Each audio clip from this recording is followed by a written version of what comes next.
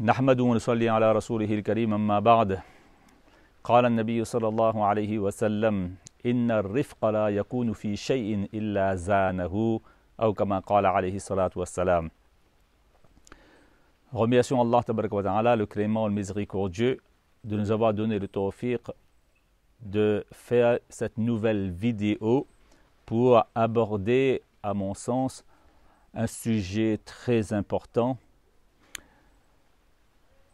Le prophète sallallahu alayhi wa sallam nous dit dans ce hadith que la tendresse ou la douceur, la gentillesse ou en un mot la politesse est une qualité que si on la met dans une chose inerte, sans vie, sans âme,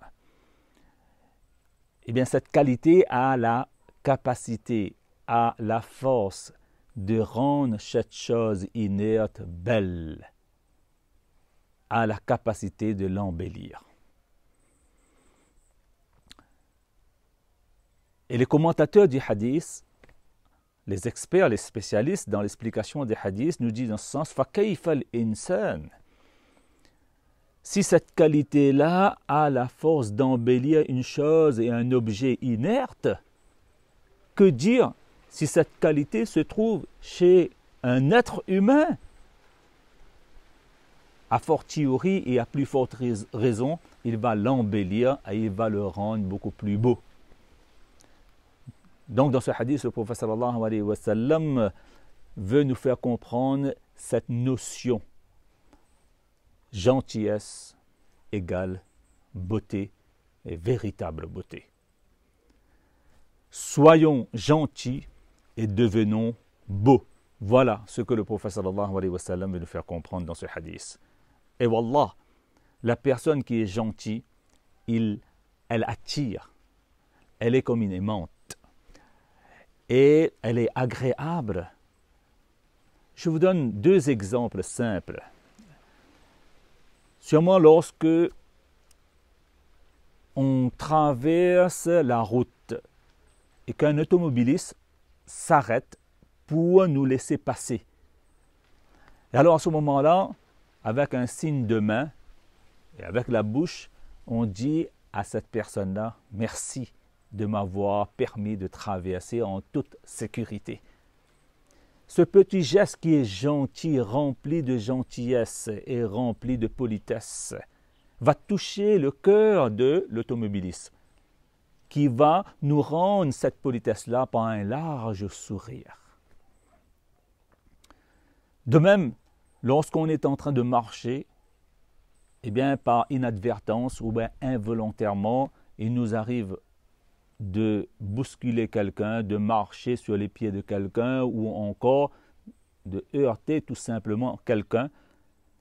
Et à la suite de cela, eh bien, on dit « Pardon, pardonne-moi mon frère ou bien ma sœur ». Et vous voyez que la faute, l'erreur est pardonnée sur le champ. Tout ça, pourquoi? Parce qu'il y avait dans notre attitude la gentillesse, la douceur, la politesse. Et c'est ce que veut nous faire comprendre Rasulullah sallallahu alayhi wa sallam. Si nous voulons être agréables dans notre famille, dans notre vie conjugale, ou encore auprès de nos amis, auprès de nos proches, dans notre milieu professionnel, dans notre voisinage, dans notre entourage, si nous voulons être des gens agréables, attirants, qui gagnent le cœur des gens, eh bien, on n'a pas le choix. Il faut être gentil parce que la gentillesse est la beauté véritable, nous dit le prophète sallallahu alayhi wa sallam. Par contre, dans la suite du hadith, le prophète sallallahu alayhi wa sallam précise que si il n'y a pas la gentillesse, alors obligatoirement il y aura la dureté, il y aura la méchanceté. Et la méchanceté repousse les gens très loin de nous et nous fait devenir désagréables et non pas beaux.